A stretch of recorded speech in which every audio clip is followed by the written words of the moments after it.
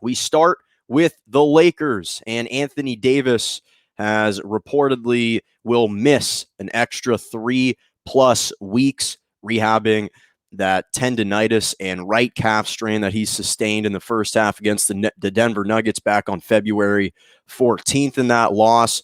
And this isn't surprising. The Lakers are wanting to take an abundance of caution with him. We know that they were going to reevaluate him after the All-Star break. They did.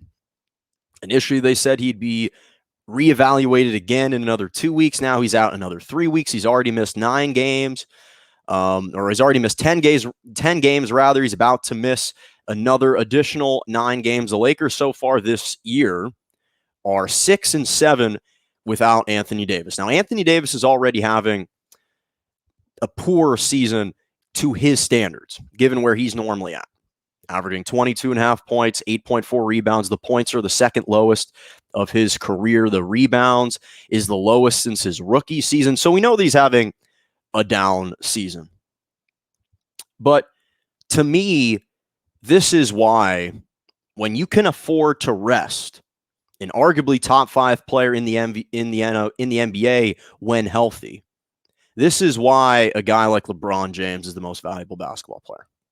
Because you can afford to let a guy in Anthony Davis just sit out 2 months in the middle of the season, in the middle of the year.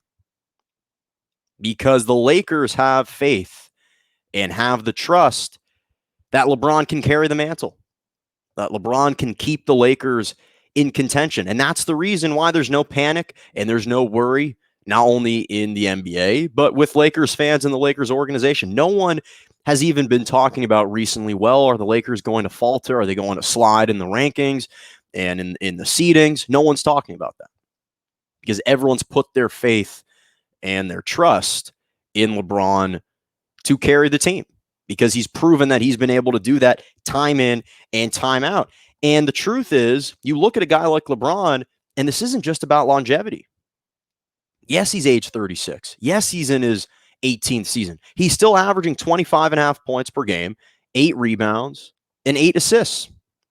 And the reality is he is the most durable NBA superstar perhaps we've ever seen. And he's the single greatest gravitational pull in the league right now.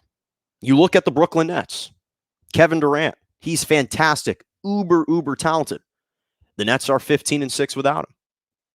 Sure, we wouldn't look at them in the same light as far as championship contenders, but even with James Harden and Kyrie Irving, we're still looking at this team as a team that can compete for the Eastern Conference crown and at least perhaps get a chance at making the NBA Finals. But they're still 15-6 without KD.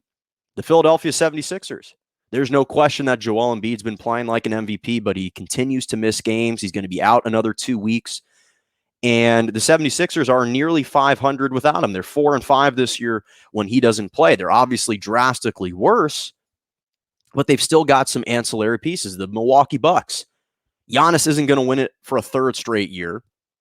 The Bucks don't have the best record in the East, and we've seen the way that they flamed out in the postseason the last several years, so no one trusts that Giannis is truly the best player in the league. Yes, he's improved, but not enough to overcome a guy like LeBron. Damian Lillard is fantastic, but the Portland Trailblazers don't have a good enough record to jump a guy like LeBron. Same thing with Nikola Jokic, and Jokic doesn't even play defense, which is the reason why he with the Denver Nuggets isn't garnering more consideration. But you look at a guy like LeBron, and in the 3 years that he's been with the Lakers, in the games that he does not play, Lakers are 11-21 without him. In the 3 years he doesn't play, that he's been with the purple and gold, they are 11-21 without LeBron James.